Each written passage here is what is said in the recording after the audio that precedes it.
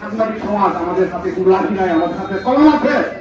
আমরা কলমের মাধ্যমে যে দুর্নীতিবাজদের সঠিক অবস্থান আমরা স্পষ্ট জানিয়ে দিতে চাই, যারা কর্মকর্তা আছেন আপনারা যদি চতুর্থ শ্রেণীর পিয়নদের সাথে কোন অবৈধ লেনদেনের সাথে জড়িত না থাকেন তাহলে তাদের বিষয়ে ব্যবস্থা নেন। তারা কিন্তু আপনাদের দুর্নাম করছে, নবীনগরের দুর্নাম করছে। তারা দালালিতে, তারা দুর্নীতিতে একেবারে 1 নম্বরে রয়েছে। এই ঘটনার স্পষ্ট হওয়ার পরও ফিউচার টেন্সে আমরা বিশ্বাসী না। ব্যবস্থা নিবেন, আজকের ভেতরে ব্যবস্থা নিতে হবে।